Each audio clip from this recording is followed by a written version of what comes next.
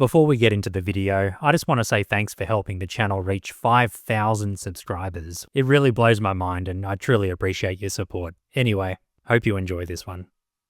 2003 was a bumper year for snowboarding games. Publishers like Nintendo and Microsoft released franchise sequels, while Konami brought combat to the genre. And while each game brought something to the sport's linear structure, EA Sports Big went open world with their third installment in the SSX franchise. No longer constrained to closed courses, the player could freely explore a massive mountain, free from loading screens and level select menus. My name is OneHip, and thanks for clicking on this video. For footage, I played the Xbox version of SSX 3 through my Series X via backwards compatibility, and in this video, I'll explore 3's background, gameplay, level design, soundtrack, and legacy, to find out how this game redefined the genre and its franchise. Steve Rechtschaffner, the creator of the SSX series and a guiding hand for EA Canada, led development for the final time before becoming their chief creative officer. Development began soon after the release of SSX Tricky. The team consisted of people from various creative backgrounds, notably Oscar-nominated visual effects designer Henry Labunta, who served as senior art director for the project. EA's Battlefield 1942, noted for player freedom in its explorable areas and progression, as well as the developer's own snowboarding experiences, served as inspirations for the game. With visual improvements like enhanced character models, snow, lighting, and shadows, SSX 3 was officially confirmed through a trailer for NBA Street Volume 2, another EA Sports Big title. SSX 3 was released on 6th gen consoles on October 21st, 2003, all to critical acclaim, becoming the second highest rated SSX game on Metacritic, behind the 2000 original. Ports for the Game Boy Advance and the short-lived Gizmondo were released later. The game received the most praise for the open world, gameplay, accessibility for new players, visuals, and expanded trick system, while becoming the first in the series to sell over 1 million units. A 2018 re-release for Xbox One was also very well received. After playing the first two titles, I was blown away by the depth of SSX 3 and its various improvements, making for an exhilarating and memorable experience.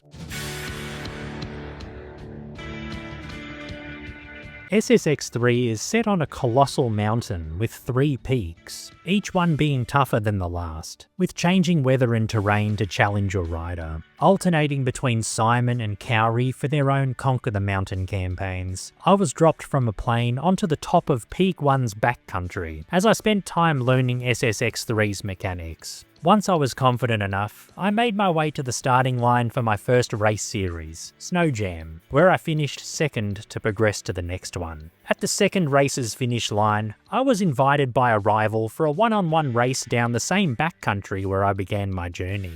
Beating them unlocked Peak 1's finale, simply called Peak 1 Race, where I had 15 minutes to ride from the top all the way to Metro City at the base of the mountain. From there, I activated my MCOM to call a cable car to take me to the top of Peak 2, eventually making my way to Peak 3 in the same fashion. I could also use this device to read messages from event organisers and rivals, fast travel to events and backcountry locations, and find information about the game. Beating my Peak 3 race rival culminated in the all-peak race, where I had 30 minutes to make my way from the top of the mountain all the way back down to Metro City. This gave me a profound sense of SSX 3's scale in terms of level design, being able to traverse the entire thing without loading screens. It gave me the freedom to unlock each peak by completing races or freestyle events, with each series ending with a peak race and score jam respectively. The alternate series would be made available at the next peak, regardless of my progression, unlike previous SSX games where I couldn't take part in more freestyle events after races, and vice versa. In terms of gameplay, SSX 3 is the most fluid that I've played so far in the series. Carving was tight, and nailing aerial tricks and grinds felt intuitive. And despite the Xbox's button configuration, like boost and a trick with the same input, I was able to adapt to it. Board presses, similar to manuals in skateboarding, increased my time-limited combos as I racked up huge score multipliers, which can also be increased by grabbing multiplier tokens in freestyle tracks. Hand plants are also useful for quickly changing direction while earning some points along the way. The game brings back uber tricks from Tricky, and ups the ante with even more elaborate super tricks, unlocked after completing a series of uber ones, earning unlimited boost for a short time. And nailing all 5 supers unlocks monster tricks, which, while difficult to reach, are worth the most points if pulled off.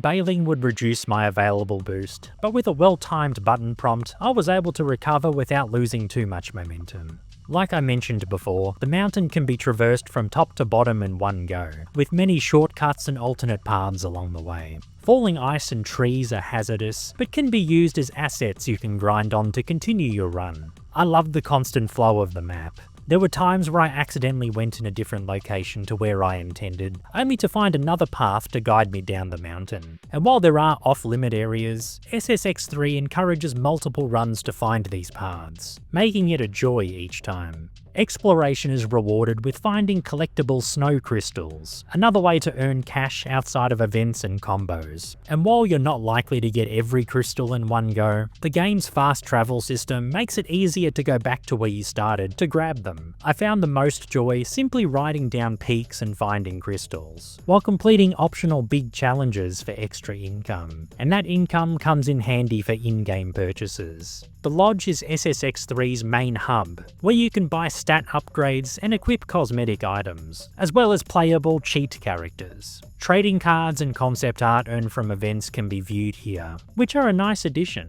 But it's not just cosmetics and stats that you can spend your hard-earned money on. Uber tricks can be modified and purchased, as well as songs you can add to your custom playlist, reinforcing SSX3's strong customization options. And while the game's characters and courses still have personality, I do miss the wackiness of earlier games. To me, the star in SSX3 aren't the characters, but rather the mountain itself. Visually, SSX3 looks spectacular. The snowy mountains shimmer in the sunlight, while the bright lights of Metro City make it a standout. And while terrain changes are more set-piece than random, they're still thrilling when they happen. The character models are well defined, and while their goofiness isn't as pronounced as before, each rider looks unique. I especially like watching them in, or in Simon's case hanging onto the side of, the cable car, which doubles as a loading screen. The menus may look a bit more generic than what came before, but going back to what I mentioned earlier, the mountain takes centre stage in this enthralling third entry in the series.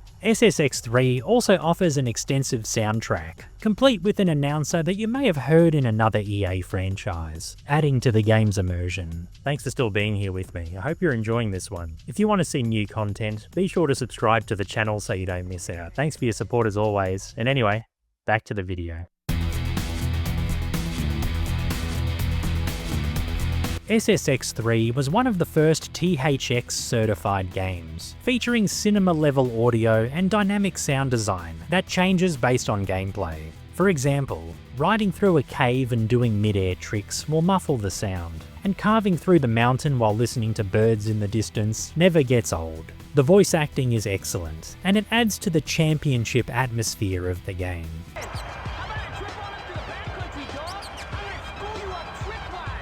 DJ Atomica hosts Radio Big, as he spins pop-punk, electronic, and alternative rock tracks that fit the game's style, while he delivers event news and announcements. This nasty mother can get pretty frightening when she wants to. A fact that one or more competitors, or some boneheaded tourists, might find out soon. Even the songs themselves are dynamic. Track elements will be added and removed depending on your performance. If you're having a bad run, you'll only hear the percussion, with more instruments slowly added in as you improve. Hearing the whole song as intended indicates that you're performing extremely well, and this spurred me on to do my best so I could hear Yellow Card's Way Away or Basement Jaxx's Do Your Thing in full.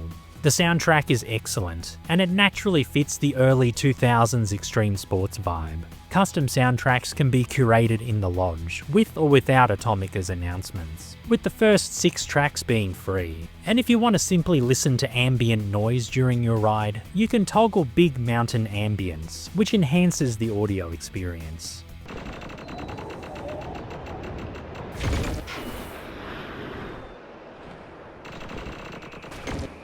SSX3 brought elements like an open mountain, an upgraded trick system, and dynamic soundtrack to the franchise, making it a pinnacle of its genre. SSX3 brought open world design to the genre's closed course structure. This gave players a greater sense of freedom than what was seen before, and this innovation set the standard for extreme sports games going forward, inspiring titles like Steep and Riders Republic. The game would also influence EA's open worlds in later games like Burnout Paradise and Skate. SSX3's Seamless Mountain laid the foundation for the series' 2012 reboot, which pushed the concept further. And while later titles like SSX On Tour and Blur brought their own ideas, for many, SSX3 is considered the peak of the franchise, with a diverse development team bringing the feeling of being on a real mountain to its players. SSX3 still holds up today, making it one of the greatest extreme sports games ever created. Its level design, gameplay, and soundtrack make it highly replayable, and it's a testament to an era when studios prioritised fun over everything else. Like other SSX games, 3 is looked back on fondly by players, making the game a landmark title in the EA Sports big library. This is a game that I'll go back to regularly to try and get a platinum medal or collect a few more snow crystals. SSX3 is the series' peak, and a title that deserves its praise.